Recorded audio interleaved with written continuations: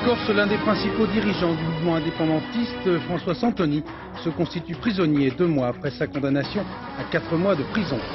Ouverture aujourd'hui des Restos du Cœur qui ont distribué l'an dernier 6 fois plus de nourriture que lors de leur lancement, il y a 11 ans. 4 jours après l'intervention de Jacques Chirac à la télévision, Alain Juppé publie un petit livre pour justifier ses choix et sa politique. Environ 2 millions de personnes ont consommé de la drogue l'an dernier en France. Dernier titre, l'inauguration demain par Jacques Chirac de la Bibliothèque nationale de France. Madame, Monsieur, bonsoir.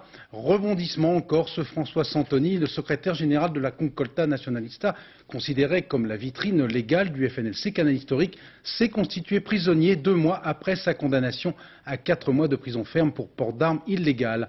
François Santoni s'est présenté à la police quelques heures après l'interpellation de sa compagne, Marie-Hélène Mattei, avocate et figure historique du nationalisme corse. Pascal Doucet. 13h45, commissariat central de Bastia.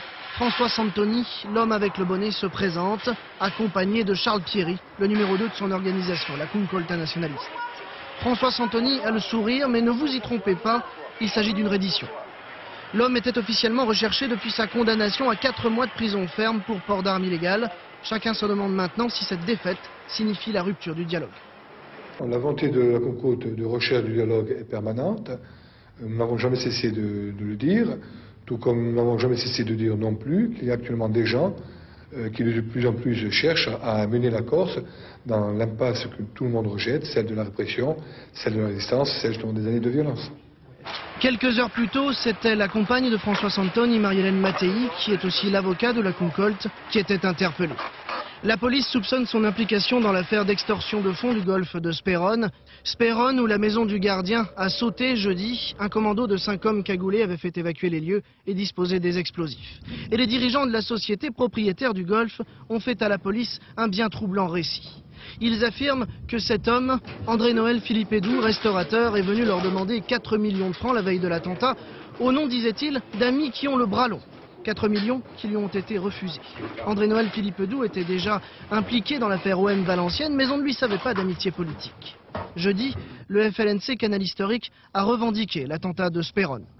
François Santoni et son épouse ont été transférés sous les cris d'une dizaine de militants vers Paris, où ils étaient attendus ce soir. Ils vont être conduits vers les locaux de la 6e division centrale de police judiciaire, chargée du terrorisme.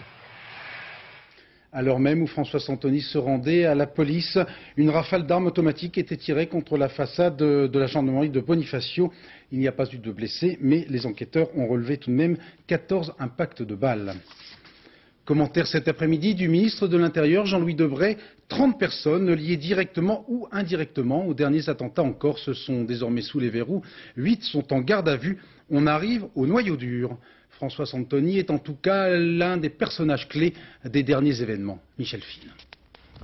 Officiellement, il est le secrétaire national de la Concolta, vitrine légale du FLNC Canal Historique. Mais les policiers savent que l'homme qui s'est rendu à eux cet après-midi est l'un des chefs de l'organisation clandestine. François Santoni arrive à la tête de la Concolta en 1991 après la scission au sein du mouvement nationaliste avec le MPA. Très vite, il prend de l'importance.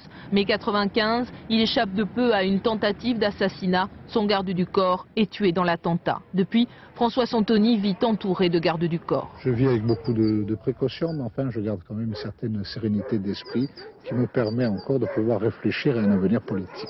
À cette époque-là, François Santoni croit toujours en un avenir politique. En janvier 96, la conférence de presse de Tralonc a ouvert la voie à ce qu'il appelle le processus de paix. En fait, les négociations avec le gouvernement. Elles vont achoper. Au mois de juillet, Alain Juppé, en visite en Corse, annonce le retour de l'état de droit. Septembre 96, Santoni est jugé en correctionnel pour port d'armes en son absence. 4 mois de prison ferme. Autour du chef de la Concolta, l'étau se resserre. Octobre 96, après l'attentat contre la mairie de Bordeaux, le RAID investit à Bonifacio l'un des pieds-à-terre de François Santoni. L'homme n'est pas là, mais l'un de ses bras droits sera interpellé. Le chef de la Concolta ne tarde pas à reprendre l'offensive. Dans une interview à l'Est républicain, il affirme « La conférence de presse de Tralonc a été négociée avec le gouvernement ». Matignon dément. À l'Assemblée nationale, Alain Juppé s'indigne que l'on mette côte à côte la parole d'un terroriste et celle du gouvernement. Mais entre les deux hommes, c'est bien l'épreuve de force qui est engagée. C'est l'histoire d'un succès qui ne peut réjouir personne. Les Restos du Cœur ont ouvert à nouveau leurs portes aujourd'hui. L'an dernier, environ 50 millions de repas ont été distribués, soit 6 fois plus que lors de la première année du lancement des Restos du Cœur, il y a maintenant 11 ans. Pour faire face à la demande croissante, les responsables ont été contraints d'instaurer un certain nombre de règles. Reportage Philippe Visserias, Christian Leroux. Non, ça c'est pas c'est ça. Des légumes frais au menu du premier repas de l'année. Les habitués des Restos du Cœur vous diront qu'ils ont été gâtés. Un bonus pour le célibataire. Pourquoi ? Ce matin, jour d'ouverture, ils sont déjà plusieurs centaines. Ils savent qu'ici, au moins, ils trouveront de quoi manger pendant 100 jours. Je suis pas assez, je suis toute seule avec 4 enfants. Et je trouve que c'est bien, quoi. Ça nous aide un petit peu. Chaque hiver, les nouveaux venus sont de plus en plus nombreux. Pour bénéficier de l'aide des Restos du Cœur, il ne faut pas gagner plus de 2600 francs par mois, loyer déduit. Deux, mais qui sont majeurs. C'est le cas d'Annie. Son mari est au chômage depuis 4 ans. Aujourd'hui, elle est venue s'inscrire. Honte de devoir demander quelque chose. Et là, les Restos du Cœur, ça vous permet de faire quoi? Ça me permet de pouvoir manger quand même, d'avoir 2 repas par jour, sinon on ne pourrait pas. Au premier étage du centre, on gère l'urgence, jour après jour. Pas de papier à présenter, pas d'inscription. Ici, c'est la soupe populaire pour ceux qui n'ont plus de logement. Mais au moins, j'ai quelque chose dans le ventre. Et ça va me permettre aussi de chercher un travail. C'est important que d'aller aussi pouvoir se présenter, parce que j'ai fait une économie de repas, donc j'ai acheté des rasoirs, donc je vais pouvoir me présenter pour un travail. J'ai acheté de la lessive, donc je vais pouvoir laver mes affaires. Donc les restaurants de cœur, en fait, c'est un élément dans un ensemble. L'année dernière, les Restaurants du Cœur ont servi 50 millions de repas. Cet hiver, au premier jour de la campagne, on sait déjà que la barre des 60 millions de repas sera franchie. Devant le tribunal correctionnel de Colmar, 4e et dernière semaine du procès de la catastrophe d'Absheim qui avait fait 3 morts en 88. Aujourd'hui, la parole était aux parties civiles dont certains avocats ont mis directement en cause la responsabilité du commandant de bord, Michel Asselyne. Compte rendu d'audience, Thierry Curté, Pascal Caron. 8 ans durant, Michel Asselyne et les victimes du crash d'Absheim ont marché côte à côte. Pourtant, en 3 semaines de procès, la défense de l'ancien pilote d'Air France a été sévèrement battue en brèche. Mais aux yeux des victimes, le pilote ne peut être le bouc émissaire. Absolution pour les pilotes, non. Indulgence pour les pilotes, oui. Et j'ai fait valoir, s'agissant des dignitaires de la compagnie Air France, eh bien que ces messieurs ont mis en route une politique absolument calamiteuse au regard de la sécurité des passagers qui étaient traités comme quantité négligeable. Une indulgence que ne partagent pas toutes les parties civiles. Quand on conduit une voiture à 240 dans un virage limité à 40 à l'heure, on est un mauvais pilote, dira le représentant d'une hôtesse de l'air. Il ajoutera même, Michel Asselyne est un mauvais perdant, un mauvais camarade et un lâche. J'ai parlé de ce qu'on appelle le syndrome de Stockholm, c'est-à-dire que vous savez souvent que les gens qui sont pris en otage ont une tendance à pactiser avec leur geôlier. Et bien là, les familles des victimes, dont mon analyse, ont été prises en otage par M. Asselyne, qui leur a fait croire qu'il n'était responsable de rien et qui, très habilement, a voulu diriger leur défense, s'est mis à leur côté, ce qui permettait d'éluder ses propres responsabilités. Seul l'Airbus est épargné par les parties civiles. L'unique reproche fait à l'avion, ses commandes révolutionnaires, elles ont trop donné confiance à l'équipage. Michel Mouillot a été mis une nouvelle fois en examen aujourd'hui pour corruption passive. Le maire UDF de Cannes, emprisonné depuis le 19 juillet pour corruption dans le cadre d'une première affaire concernant le Carlton Casino Club, et cette fois mis en cause par les responsables d'un autre casino, le Riviera de l'hôtel Noga Hilton. Les nuages sombres s'accumulent donc au-dessus de la tête du maire de Cannes. Peu à peu, la justice démonte tout un système de gestion municipale. Enquête Yasmina Farber, Guy Desbon. Une vue imprenable sur la mer, des immeubles de luxe, le lotissement Cannes Midi a été bâti en toute illégalité, avec 18 000 mètres carrés de surface en trop. Le tribunal administratif a annulé les permis de construire. Ces immeubles seront peut-être détruits un jour. En 5 ans, ce conseiller en immobilier a fait annuler 41 permis de construire à Cannes, histoire de contrecarrer les projets d'urbanisme de Michel Mouillot. Quand on donne 18 000 m² en plus, c'est nécessairement pour des raisons bien précises. C'est la gestion Mouillot. Il est arrivé ici, s'est installé, il a mis en place un réseau, il contrôlait tout, tout était délivré dans des conditions irrégulières. Voilà le principe de la gestion Mouillot. Michel Lacroix veut aussi en savoir plus sur la villa d'Omergue dans le quartier de la Californie. La maison du peintre a été léguée à Cannes en 1973. À l'époque, un inventaire répertorie 83 tableaux, des meubles et des bronzes. Seuls 13 tableaux restent dans ces murs, beaucoup d'objets manquent à l'appel. Michel Lacroix a porté plainte contre X, la mairie s'étonne. Je peux vous dire que c'était vraiment une affaire qui nous est tombée du ciel, hein, en plus des autres affaires, évidemment, hein, vous le savez, mais c'est une affaire qui nous est tombée du ciel et nous n'avions jamais pensé à ça, nous ne sommes absolument pas préoccupés de ce problème-là. La croisade vit au rythme des affaires et les langues se délient. Les détracteurs de Michel Mouillot démontent la gestion de Cannes. Selon eux, le maire fichait ses administrés. Une méthode simple pour connaître ses ennemis, mais aussi pour mieux séduire des amis. Une méthode que Philippe Sassy, ancien conseiller municipal de l'équipe d'Anne-Marie Dupuis, connaît bien. Philippe Sassy, un homme de dossier sur les sociétés d'économie mixte cannoises et sur leur financement. Pour lui, l'affaire des casinos n'est qu'un début. Pour beaucoup de Cannois, le sol s'est ouvert sous leurs pieds. Et maintenant, ils ne comprennent plus. Et puis alors, il semble que les affaires vont sortir maintenant en cascade. Alors là, ils sont totalement désemparés. C'est de l'acharnement, répond Annie Mouillot. L'épouse du maire en prison a écrit une lettre ouverte aux Cannois. Toutes ces affaires, on lui impute bien sûr, c'est facile, encore une fois, il n'est pas là pour se défendre. Mais à mon avis, si on approfondit davantage, on verra que mon mari n'est pas dans toutes ces affaires. Parallèlement au dossier des casinos, le parquet de Grasse a ouvert une information judiciaire contre X. Elle concerne l'acquisition par Michel Mouillot d'une villa à Tourtour dans le Var. Comme un feuilleton à rebondissement, le scénario des affaires tient la ville du cinéma en haleine. Non loin de Cannes, à Toulon, cette fois condamnation à 2 ans de prison ferme de l'ancien sénateur UDF Maurice Arex pour recel d'abus de confiance.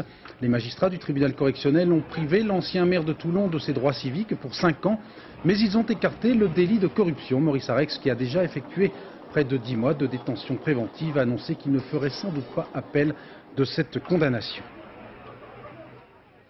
Les suites de l'intervention télévisée de Jacques Chirac, que si l'on en croit un sondage BVA, 3 Français sur 4 estiment que c'est avant tout le gouvernement qui est responsable des blocages et du conservatisme de la société française. Après le président, sur les petits écrans, Alain Juppé a voulu lui aussi expliquer la politique du gouvernement, mais cette fois en prenant la plume. Le chef du gouvernement publie en effet aujourd'hui aux éditions Nil un livre de 116 pages intitulé « Entre nous ». C'est la première fois qu'un Premier ministre en exercice publie un livre, un texte très personnel, presque sur le ton de la confidence. Carole Comon. Entre nous. Le titre est court, la couverture sobre. 117 pages, écrites à la première personne, entre journal intime et carnet de bord, entre réflexion personnelle et conviction politique. 20 brefs chapitres, écrits après ce mort au con lancé par une passante bordelaise. On met généralement l'expression au pluriel, explique le Premier ministre. Spontanément, je la transcris au singulier, j'étais visé, il n'y a aucun doute. Alain Juppé apporte donc ses réponses, et d'abord des confidences. Ce qui est sûr, dit-il, c'est que j'en prends plein la gueule. Ma vie à Matignon est un long fleuve pas tranquille du tout. Des confidences, mais aussi le rappel de ses choix politiques. Au fil des pages, le Premier ministre s'emploie à justifier son action et explique l'ambition donnée à son gouvernement. Avec une affirmation, il est trop tôt pour juger de ma réussite ou de mon échec, car je suis au milieu d'un gué. 117 pages au cours desquelles Alain Juppé parle encore du chômage, de l'Europe, du pouvoir et de ses propres faiblesses. Sans révélation ni recherche de style, le plaidoyer d'un Premier ministre mal aimé des Français qui espère désormais être mieux compris ou moins incompris. Précision qui n'est pas sans intérêt, les droits d'auteur de ce livre seront reversés à l'organisation caritative animée par Sœur Emmanuelle. À 22h30 sur France 2, nouvelle édition du magazine Franchement, animé par Arlette Chabot et Alain Duhamel, avec ce soir un débat opposant François Bayrou et Dominique Strauss-Kahn sur le thème « Franchement, comment ça va la France ?» Bonsoir messieurs, auparavant une petite question rapide à tous les deux. Vous n'avez pas eu le temps de lire le livre d'Alain Juppé, mais François Bayrou, est-ce que vous comprenez l'initiative d'Alain Juppé, le mal-aimé ? Je crois que c'est une bonne initiative que de mettre de l'humanité dans les fonctions politiques. D'habitude, on se plaint de ce que les dirigeants politiques sont lointains, extérieurs et qu'ils n'arrivent pas à montrer leurs sentiments. On s'en plaint, enfin on en accuse particulièrement Alain Juppé. Or c'est un homme sensible. C'est un homme pudique et je crois qu'il a eu besoin de faire sortir ses sentiments pour montrer quel était l'être humain, quel était l'homme qui était derrière le personnage de pouvoir. Je trouve que c'est à la fois sympathique et profond que de montrer que cette humanité inspirait ses actes et ses décisions politiques. Merci. Même question pour le socialiste Dominique Strauss-Kahn. Est-ce que vous comprenez cette initiative assez inédite du Premier ministre? Alain Juppé est Premier ministre, c'est une lourde tâche. Il est maire de Bordeaux, c'est une lourde tâche. Il est aussi président du RPR, c'est encore une lourde tâche. Et il trouve le temps d'écrire un livre. Peut-être les Français tiennent-ils là le début de l'explication qu'ils cherchent sur les raisons pour lesquelles tout va si mal dans notre pays. Voilà, merci pour cette première réaction. Le débat est lancé. Donc nous vous retrouvons tous les deux à 22h30 sur les antennes de France 2. À l'étranger, nouvel exode de réfugiés rwandais. Cette fois, il concerne quelques 300 000 Hutus qui s'étaient établis en Tanzanie depuis maintenant 2 ans et que les autorités du pays ont décidé de chasser manu militari. Philippe Rochon. Les singes qui ont élu domicile sous le pont de la Rousseau-Mo n'avaient pas vu pareil cortège de réfugiés depuis l'été 94, depuis l'exode qui a suivi le génocide au Rwanda. Pour la seule journée d'aujourd'hui, 50 000 personnes ont passé la frontière, 2 fois plus qu'hier. Après le retour des Rwandais du Zaïre qui ont franchi en masse les villes de Goma puis de Bukavu, c'est au tour des 500 000 Rwandais réfugiés en Tanzanie de rentrer au pays. Officiellement, ils sont les bienvenus, mais ils ont peur. Ils avaient fui, donc ils sont suspects. Mais la Tanzanie leur a donné jusqu'au 31 décembre pour évacuer les camps. Alors on retrouve les mêmes drames avec ces enfants que les mères sont obligées d'attacher pour ne pas les perdre. Ces soldats rwandais qui traquent les miliciens Hutus qui pourraient se cacher dans la foule. Et puis surtout, ces réfugiés rwandais retrouvent le calvaire de la route. Ils doivent ici parcourir à pied 170 km uniquement pour gagner Kigali, la capitale. Publication aujourd'hui du rapport annuel de l'Observatoire français de la toxicomanie. Environ 7 millions de personnes en France ont consommé au moins une fois une drogue dans leur vie, dont 2 millions pour cette année 96. Dans 9 cas sur 10, il s'agit de cannabis. L'héroïne touche en France environ 160 000 accros. Le programme de délivrance de produits de substitution commence à atteindre un seuil significatif. À ce jour, environ 30 000 toxicomanes sont en effet traités par méthadone ou Subutex. Une politique de santé qui ne fait pas l'unanimité. Reportage Valérie Astruc, Hervé Pozzo.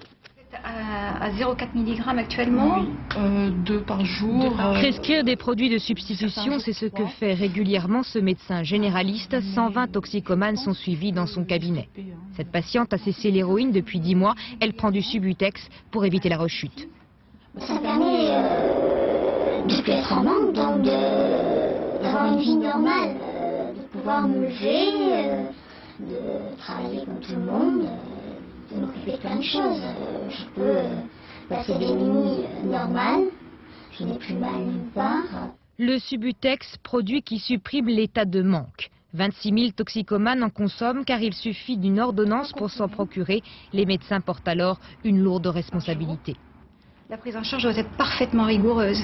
C'est-à-dire qu'il ne faut pas croire que le médicament en lui-même va régler tout le problème.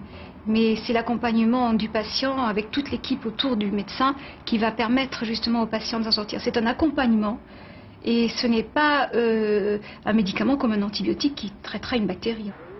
Les traitements de substitution ne font pas l'unanimité. Certains médecins, comme certains toxicomanes, jugent ce produit dangereux et inefficace. Quand je n'ai plus de Subutex, je suis malade, comme avec l'héroïne. J'ai remplacé l'héroïne par le Subutex, donc pour moi c'est une drogue comme une autre. Le médecin de ville s'imagine qu'un produit chimique peut remplacer un autre produit chimique et comme ça on réduit le problème de la toxicomanie. Moi je m'inscris en faute contre cette conception. Il y a d'autres problèmes derrière la toxicomanie. Problème psychologique, chômage, c'est aussi ce qu'il faut traiter pour qu'un toxicomane puisse définitivement s'en sortir. Le gouvernement a mis fin aujourd'hui à une polémique. L'amniosynthèse sera finalement prise en charge par la sécurité sociale pour toutes les femmes à risque, quel que soit leur âge. Ce test assez coûteux permet, vous le savez, de dépister la trisomie 21 chez les enfants à naître. Les tableaux de bord économiques avec les prévisions mi-figue, mi-raisin des experts de l'INSEE qui annoncent pour le premier semestre 97 une reprise de la croissance du produit intérieur brut, mais aussi une aggravation du chômage qui devrait toucher 13% de la population active au printemps prochain. Plusieurs centaines de producteurs de veaux venus principalement de l'ouest de la France ont vidé hier soir à Rungis plusieurs camions transportant de la viande étrangère, notamment des Pays-Bas, avant de brûler leur cargaison. Ces producteurs protestent contre les conditions d'attribution d'une prime européenne à l'abattage des veaux. Les suites de la crise dite de la vache folle, la Grande-Bretagne a annoncé aujourd'hui un plan d'abattage sélectif de quelques 100 000 têtes de bétail. Et puis en marge de cette crise, un redoutable problème, que faire des milliers et des milliers de tonnes de farines animales déclarées impropres à la consommation? Certains proposent d'en faire un combustible. Reportage Jacques Deveau, Gabriel Camilla. C'est ici, à l'intérieur du four de la cimenterie, où la flamme atteint 2000 degrés, que seront introduites les farines. Ultime sécurité, elles sont considérées comme exemptes de risques infectieux, ne provenant pas d'animaux atteints de l'ESB. Pourtant, dans ce dossier sensible, on ne veut prendre aucun risque. Aucune molécule ne résiste à ce traitement et vous pouvez être sûr que ces farines sont totalement éliminées et sans danger. Ainsi, des farines animales pourraient servir de combustible à une industrie très gourmande en énergie. 4 cimenteries appartenant aux 4 grands groupes français réalisent actuellement les tests de faisabilité. Nous nous engageons dans des essais. Ces essais doivent nous permettre de vérifier la qualité des rejets atmosphériques, mais surtout et par ailleurs, la faisabilité de nos installations, de notre process cimentier, son aptitude à accepter comme combustible ces farines animales. L'incinération permettra peut-être de résorber les stocks de farine. Cadavres d'animaux, résidus d'abattoirs, 3000 tonnes de farine sont produites chaque semaine en France. Avant la maladie de la vache folle, tout cela partait pour la nourriture animale. Aujourd'hui, la filière est en grande partie interdite. Alors les stocks s'accumulent, 70 000 tonnes de farine dont on ne sait que faire. La guerre du feu est déclarée en Auvergne. Je m'explique, le projet de construction d'un parc d'attractions au cœur des volcans d'Auvergne suscite en effet une polémique. À travers ce projet, initié par le président de région, Valéry Giscard d'Estaing, ce sont 2 conceptions du tourisme qui s'affrontent. Et c'est le thème ce soir de notre enquête menée par Valérie Gaget et Philippe Jasselin autour d'un musée au-dessous du volcan. Une ceinture de barbelés et des grilles hermétiquement closes. Le site, choisi pour l'emplacement de Vulcania, le futur centre européen du volcanisme, a gardé ses allures d'ancien dépôt militaire. Mais ce terrain, acheté par la région en 90, bénéficie d'un environnement exceptionnel. Au cœur du parc naturel des volcans d'Auvergne, il n'est qu'à quelques encablures du sommet du Puy-de-Dôme. Ici, à l'orée de l'an 2000, s'élèvera peut-être un grand centre de loisirs. S'élèvera ou plutôt s'enfoncera, car la maquette de l'architecte autrichien révèle un bâtiment aux 3 quarts enterré. Seule une cheminée haute de 20 mètres émergera. Au-dessous du volcan artificiel, 5 niveaux souterrains abriteront une série de grottes dédiées à Vulcain.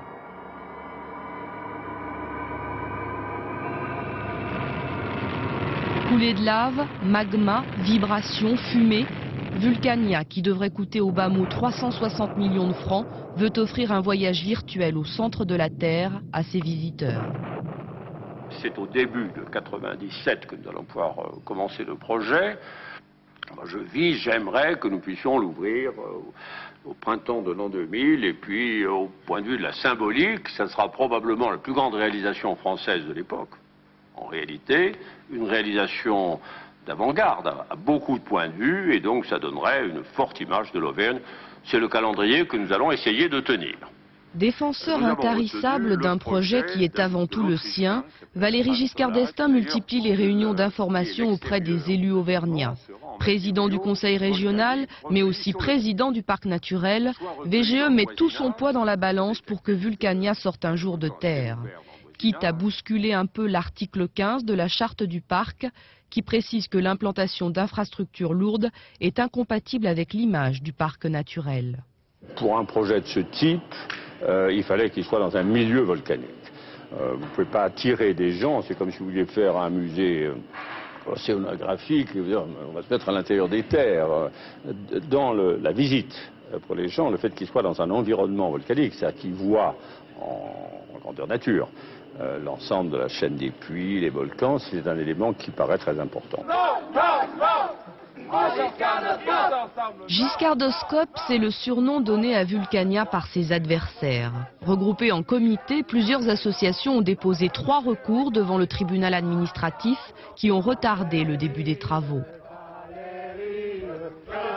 Défenseurs de l'environnement, ces militants dénoncent les risques de pollution dans une région réputée pour ses sources. Surtout, ils craignent les conséquences d'un tourisme de masse. Vulcania espère en effet accueillir plus de 500 000 visiteurs dès la première année. Il faut savoir quand même que tous les soirs, il y aura des feux d'artifice sur ce site. Il y aura la chaîne des puits couverte de spots la nuit pour que les gens puissent faire des randonnées nocturnes dans ces milieux naturels. Nous craignons aussi l'arrivée de la A89 en plein milieu du parc naturel régional des volcans. Et tous ces projets auront un impact énorme sur la nature. En retournant sur le site choisi pour Vulcania, on constate avec surprise que juste en face existe déjà un musée du volcanisme. Un extraordinaire volcan à ciel ouvert. Ce site privé a reçu 70 000 visiteurs l'an dernier. Contrairement à Vulcania, il n'est pourtant guère encouragé par les collectivités locales. Nous avons demandé un raccordement d'eau à la commune de Saint-Ouen-les-Roches, on nous l'a refusé. Pourquoi? En 96, l'eau se trouve à 400 mètres de notre site et on n'a pas l'eau. Pas l'eau courante. Que préféreront les touristes du 21e siècle? Ce site lunaire où rien n'est factice ou le monde virtuel de Vulcania? La question n'agite pas le plus jeune des volcans d'Auvergne qui s'est endormi il y a 8000 ans. Permettez-moi maintenant de vous offrir un bouquet de programmes à l'occasion du lancement du premier étage de la fusée TPS. Que cachent ses initiales? Réponse avec Romuald de Bonan et Jean-François Chevet. Il a d'abord fallu une fusée Atlas lancée de Cap Canaveral il y a 1 mois. Il a aussi fallu un satellite de télévision, Hotbird 2, le plus puissant du monde, positionné sur une orbite de 13 degrés est. C'est dans cette direction qu'il faudra pointer une antenne parabolique de 50 cm de diamètre, tout cela pour capter TPS, le nouveau bouquet de programmes. Dans un premier temps, une quinzaine de chaînes en une que les abonnés peuvent recevoir simultanément grâce à la technologie du numérique. Explication technique, le système classique, l'analogique, ne laisse passer qu'une image et un son à la fois sur le même canal pour un problème de place. Le numérique, lui, va compresser, réduire le plus possible les images et les sons afin de gagner de la place. Exemple, cette séquence comporte un décor qui varie très peu d'une image à l'autre. Le numérique n'en verra donc qu'une fois cette partie, laissant la priorité à ce qui change. Même chose pour le son. La place gagnée va servir à véhiculer d'autres images, d'autres sons, c'est le bouquet numérique. Davantage de programmes que TPS propose selon différentes formules d'abonnement. 12 chaînes thématiques, 3 chaînes de cinéma avec beaucoup d'inédits, s'ajoutent des films et des compétitions sportives à la carte. Un tiers de ces chaînes est issu du service public. Le problème, évidemment, ce n'est pas un problème de pourcentage. C'est celui qui consiste pour le service public à réaliser des chaînes thématiques qui soient conformes à sa mission. C'est-à-dire qu'il y a une certaine coloration de service public, une vocation culturelle, éducative ou de découverte. Pour capter TPS, il faut enfin un décodeur. Ce dernier peut être soit loué, 45 francs par mois, ou bien acheté, 3000 francs. Patience, patience, ne vous précipitez pas chez votre revendeur. Les décodeurs pour ce bouquet numérique ne seront pas disponibles avant début janvier. Il faut vous inscrire sur une liste d'attente auprès de votre distributeur. Beaucoup d'Américains se sont pris de passion pour Louis XIV et plus précisément pour le navigateur Cavelier de la Salle qui a donné son nom royal à la Louisiane. Son navire, la Belle, qui gît par le fond depuis maintenant 3 siècles, est un site archéologique reconnu. Reportage de notre envoyé spécial en Louisiane, Philippe Gasson. L'engouement pour le français La Salle et le Roi Soleil vient en fait de là. Un ponton dressé dans le golfe du Mexique. Les Américains, qui ne lésinent pas sur les moyens, ont préféré empiéter sur le terrain de jeu des dauphins plutôt que de travailler en scaphandre par 5 mètres de fond sans visibilité. C'est plus commode, mais aussi beaucoup plus coûteux. Retirer l'eau qu'il y avait autour de l'épave, c'est simple, mais il fallait y penser. But de l'opération, explorer et remonter les vestiges de la Belle, le nom d'une barque longue, sorte de caravelle, construite à Rochefort par la volonté du roi Soleil et de son ministre Colbert. L'occasion de découvrir et explorer un bateau qui est l'un des plus fameux et des plus célèbres de ce type est très rare. C'est le seul de ce genre, c'est très important pour nous. Les archéologues américains découvrent chaque jour de nouveaux objets, plus de 4000 déjà répertoriés. Nous sommes ici sur l'un des plus importants sites archéologiques des États-Unis. Dans un pays neuf, une telle fouille est une aubaine qui permet de comprendre mieux la colonisation. Des caisses d'objets embarqués pour les échanges avec les Indiens, des bagues, des peignes, des perles. La salle cherchait l'estuaire du Mississippi, il s'est trompé et la Belle est venue s'échouer ici. Des dizaines d'hommes et de femmes sont morts, ils ont laissé leurs traces, leurs souvenirs. Sur cette timbale, un prénom, Pierre. Manquant d'eau, ils ont bu le vin du bord. Cela explique peut-être le naufrage. La mission fut un fiasco. Aujourd'hui, la salle est un héros. Pour remonter les restes de la Belle, il aura fallu engager un budget de près de 4 millions de dollars. Et la technique utilisée aura permis de remonter un maximum d'objets comme ce chandelier vieux de plus de 300 ans. Tous ces objets seront présentés au public dans les mois ou les années qui viennent au Texas, dans un musée qui sera construit spécialement à cet effet. Dans le 13e arrondissement de Paris, Jacques Chirac inaugure demain la Bibliothèque nationale de France, l'un des derniers grands travaux de François Mitterrand, une bibliothèque qui va d'ailleurs porter son nom. Le public y aura accès à partir de vendredi et signe des temps, la BNF, lointaine héritière de la Bibliothèque royale de Charles V, va faire une large place au son et surtout à l'image. Reportage Gérard Dalmas, Joseph Patrick. Pour atteindre sa vitesse de croisière, la BNF devra attendre 98. Les chercheurs, plus de 2000, pourront venir à leur tour travailler au niveau rez-de-jardin. La BNF abritera alors tout l'imprimé, 11 millions de volumes accumulés en 5 siècles, et tout l'audiovisuel, mémoire prodigieuse. Pour l'immédiat, la gigantesque encyclopédie ouvre son premier chapitre. 1700 places grand confort pour le grand public, 10 salles, 2 hectares. Quant à l'éclairage, il est particulièrement soigné, les lampes à fibre optique n'abîment ni les yeux ni les livres. Lorsqu'on vient dans une bibliothèque, on y travaille. On y passe des journées, on y passe des semaines, on y passe des mois. Donc il faut que ça soit un lieu qui ait cette espèce de chaleur, d'intimité, de sensualité aussi, qui permette à tout un chacun de venir y travailler pour son plus grand plaisir et pour son plus grand intérêt intellectuel. Romantisme et lampes opalines, la salle Labrouste de la vieille BN Richelieu, le jour et la nuit par rapport au nouveau paquebot de la culture. L'écran multimédia y joue un rôle capital, exemple pour l'exploitation des archives de la télévision.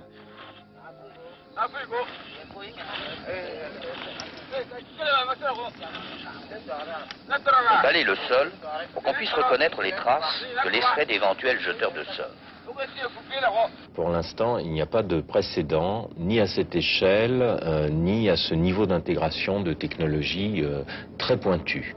Salle d'exposition, là aussi fleuron maison. En voici déjà la démonstration.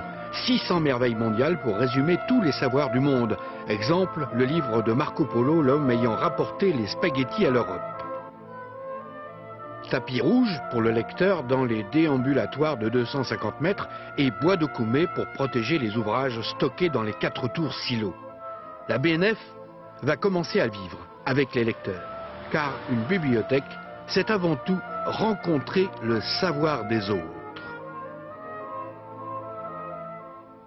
En découvrant l'architecture de cette Bibliothèque nationale de France, les producteurs d'Hollywood auront peut-être l'idée d'une nouvelle version de la Tour Infernale, tant il est vrai que le cinéma américain a toujours su utiliser commercialement nos peurs et nos phobies. Dernier exemple en date, le nouveau film de Sylvester Stallone, Daylight, qui risque de vous rendre claustrophobe pour un bon moment, Aubrey Adler. Il nous dit à chaque fois que c'est bien la dernière, qu'on ne l'y reprendra plus, et pourtant, après avoir récemment atteint le nirvana des alpinistes dans Cliffhanger, Sylvester Stallone revient cette fois en sauveur dans les profondeurs du sous-sol new-yorkais. Lui seul pourra extirper les derniers survivants d'une explosion colossale, promis à une mort certaine dans les décombres du Holland Tunnel qui fait haut de toutes parts.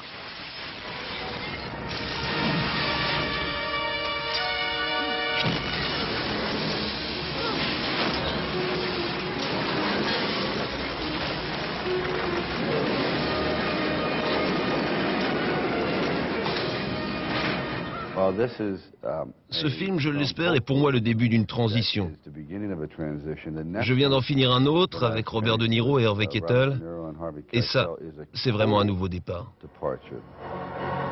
Hollywood sait y faire à chatouiller nos craintes les plus secrètes et bien des banlieusards ont dû y aller de leur scénario catastrophe, bloqués pare-choc contre pare-choc à la sortie de Manhattan. D'ailleurs, Daylight s'inspire d'un fait divers. En 1949, le Holland Tunnel s'est partiellement effondré, mais la réalité a été moins féroce que le cinéma. Pas de mort, mais une méfiance toujours d'actualité pour le progrès.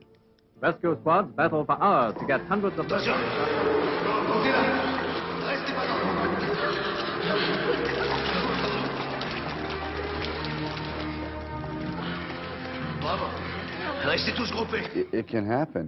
Tout ça pourrait arriver. Le progrès se fait en combattant la plus grande force du monde qui est la nature. Et presque toujours, c'est la nature qui gagne.